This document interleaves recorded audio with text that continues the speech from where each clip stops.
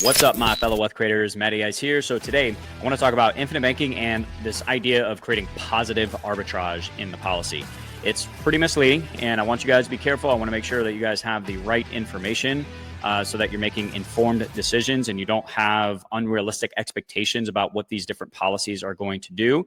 I'm not saying that we can't experience positive arbitrage within the policy, but it's not usually why we're setting the policy up. Okay. And my focus is creating positive arbitrage outside of the policy. And I hear a lot of agents, a lot of people out there talking about how they can, borrow at only 5%, but they're earning 6% as a dividend stuff. And it's a little misleading. All right. So I want to clarify that, debunk some of the myths out there so you have the right information. All right. Let me share my screen, go through a couple of bullet points here. All right, first we need to define what positive arbitrage is. Now, this is just what came to mind when I was putting this together. There's probably a more professional definition, but in a nutshell, basically positive arbitrage is where I am earning a higher amount of interest than the amount of interest that I am paying. All right, so let's go through some common examples that are out there that I hear pretty frequently.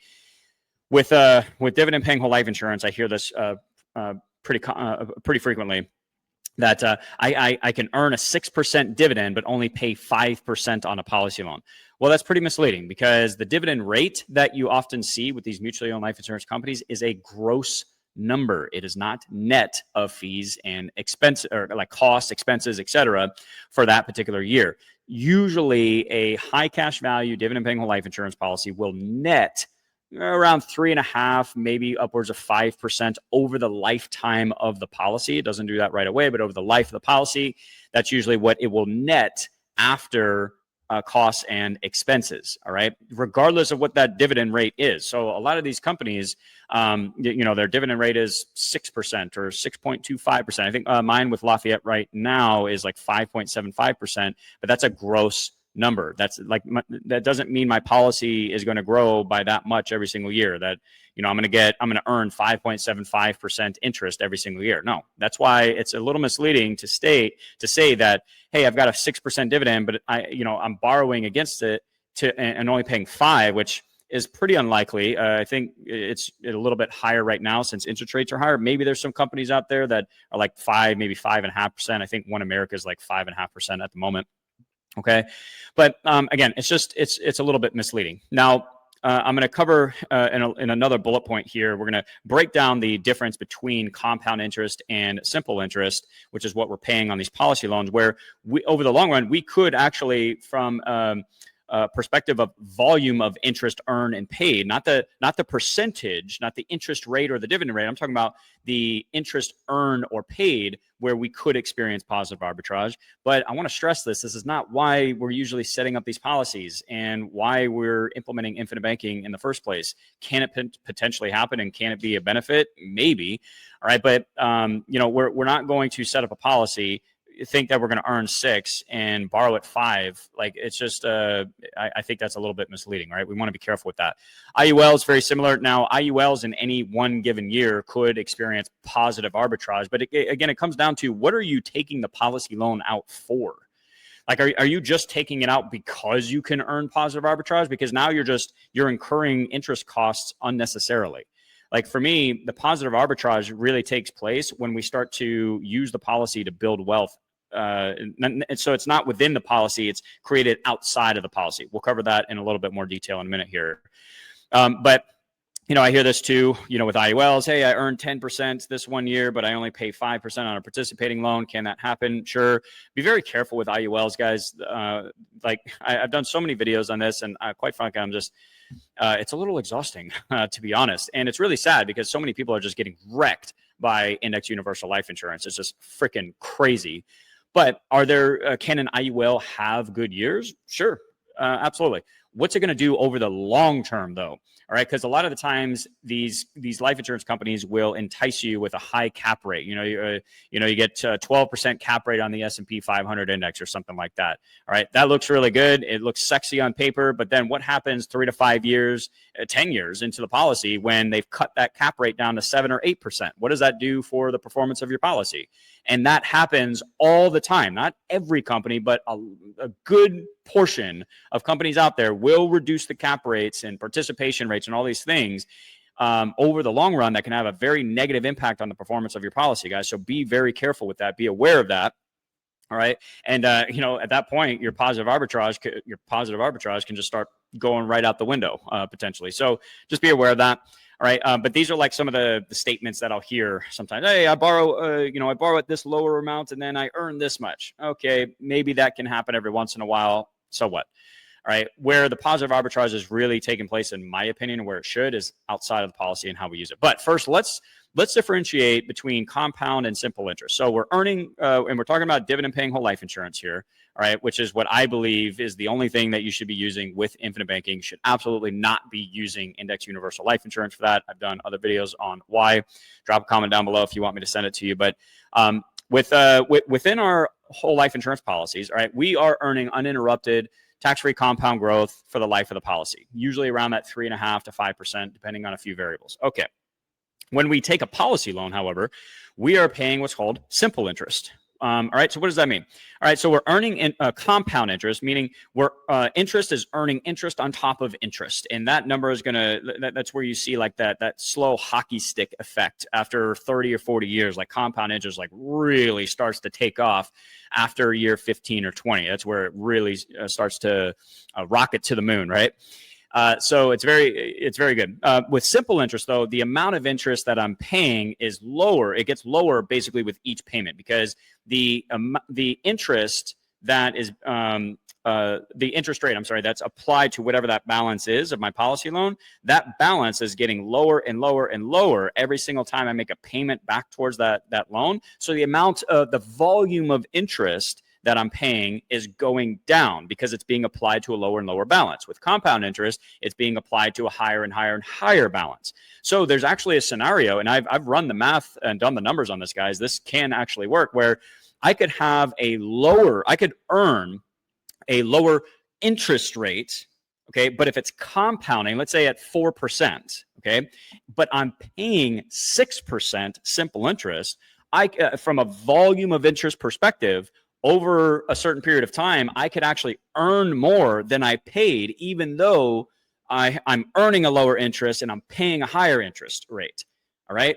So the difference between compound and simple interest is very important. And so that's what I was alluding to earlier, is this idea that, I guess over the long run, could you experience some positive arbitrage within the policy itself? Maybe over the long run, from when we're talking about volume of interest, how much is earned and how much is paid, potentially. Okay. But again, it's not, for me, it's just kind of it's a misleading. It creates unrealistic expectations about what the policy is going to do. All right. So that's why I'm being a stickler about this. Now, important points. I've covered some of this, but just to reiterate. All right, here's the thing. The policy is going to grow whether I borrow against it or not. So just because I could potentially create some positive arbitrage within the policy itself, that's not a reason in and of itself to take a policy loan.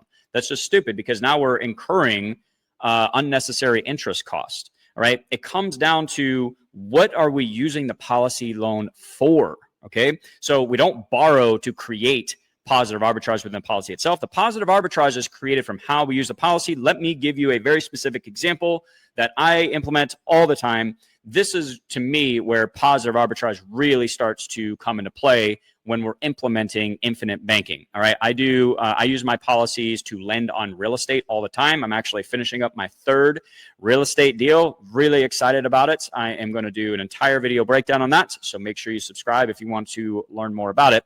But here's a very simple scenario. So let's say I borrow $100,000 against my policy, and my loan interest rate on that policy loan is 6%. I then lend it to a real estate investor at 12%. Now, I lend it to my investor at 13% plus a point. So the numbers are even better in this scenario, which actually I forgot to update. Let me do that because I'm just kind of OCD like that. There we go. 6 points positive arbitrage. All right. So that, but yeah, in this scenario, we're actually creating positive arbitrage with the deal that we're doing. Now, we are introducing a little bit more risk here. Obviously, there's risk with real estate, stock market investing, whatever you're going to use your policy for, you're introducing risk. But I'm going to assume that you know, like, and understand what you're putting your money into, which significantly reduces the risk. And, you know, when I lend on real estate, I am the first position lien holder, so I act like the bank. I could foreclose on the property if I needed to, whatever. So the risk is very limited. All right, but now I'm creating 6 points of positive arbitrage here. 12 minus 6, that's 6 points, 6 percentage points of positive arbitrage. This is actually a 100% rate of return. So if I buy something for $1 and I sell it for $2, well, I've just doubled my money there. I made 100% rate of return in that scenario. It's no different than when I'm lending on real estate, because the only cost for me to do this deal was the interest cost. Remember, I'm using the life insurance company's money to do this deal here. All right. So my cash value is still compounding in the policy, and I could be earning a lower interest rate than what I'm paying, because right now I pay about 6% on my policy loans. Okay. Well, if I'm only earning 4, but I'm paying 6, isn't that bad? No, not necessarily, because over the long run, because my 4% is compounding and my 6% interest rate loan is decreasing, all right, I'm going to earn much more interest over the long run than I would than what I will pay. All right, but none of that really matters in my opinion. I mean, I guess it does matter. It's an important point, an important thing to understand, but it's not why I'm setting up the policy. I'm excited to build wealth in 2 places at once. I'm excited to create positive arbitrage outside of the policy by how I use the policy loan. So my cash value is continuing to grow in the policy. All right. I'm using the life insurance company's money. So my interest cost, whatever amount of interest that I pay is the actual cost for me to do this deal. So I take my net profit, I subtract out my my cost, which is the interest cost, and then I divide that, and I get a 100% rate of return on this particular deal. Why would I not do that over and over and over and over again? Well, I am. It's the 3rd deal that I'm doing.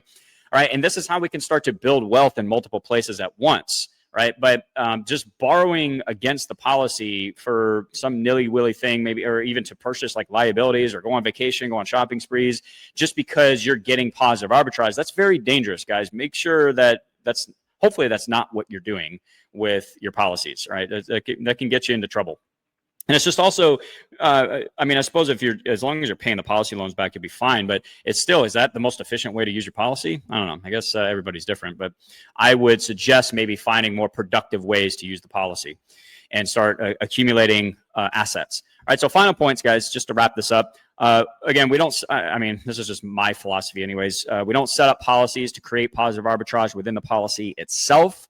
We can and have the opportunity to create positive arbitrage outside of the policy, depending on how we use it. Another just quick example is, what if I were to borrow, so maybe like real estate lending or just real estate in general is not your thing. Well, what if I borrowed against my policy at 6%, but I then purchased a high income ETF like SPYI that is earning 12% annually, 1% per month, selling covered calls in the S&P 500? I could maybe explore that as an option. Now I'm starting to create some positive arbitrage there because I'm paying 6, but I'm earning, I'm compounding at 12. That's a pretty good deal. So this is not specific financial advice or recommendations. I'm just throwing some ideas out there about how to create positive arbitrage based on how you use the policy. And it all comes down to your investor DNA, guys. Like regarding what you're going to use the policy for. Like I mentioned, not everybody's interested in real estate or wants to lend on real estate. Not everybody's interested in high income ETFs or the stock market or Bitcoin. Like, I'm a fan of all these things, but they make sense to me. They resonate with my investor DNA. Maybe you're interested in something else. You need to figure out what that is and make sure you understand it really, really well. Because again, you are introducing risk into what would otherwise be a very safe asset. Because if that deal goes south, well, now you still have a massive outstanding policy loan that you need to take care of. Do you have a plan in place if the deal goes south? All right, are you minimizing your risk as much as possible? Because anytime you introduce leverage and debt into the process, it can absolutely help you accelerate the wealth building process, but it can kick you back a few notches as well if you're not careful and you don't know what you're doing. So just be careful, guys. All right, I hope that helps. Hope that clarifies the idea of positive arbitrage. This is just at least my opinion on it. All right, again, it's not to say that we can't earn some positive arbitrage within the policy every once in a while, but I just don't think it should be the main reason we're setting them up and also taking policy loans. All right, so hope you guys are crushing it. Make sure you check out all the links in the description. I got additional tools, training, resources for you guys. Free Infinite Banking Masterclass. I got my Infinite Banker book coming out very soon, so make sure you check all that out. All right, talk to you in the next one. Cheers, success. Matt Ice is out.